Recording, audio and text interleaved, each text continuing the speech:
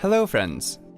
Are you getting the message "Connection timed out" while sending email through Mail app in your Mac PC?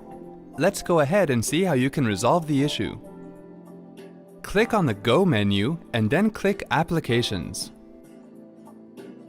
Double-click on the Mail icon to open it. From the Mail menu, select Preferences. Click Accounts and then select the required Mac or IMAP account. From the Outgoing Mail Server drop-down, select Edit SMTP Server List.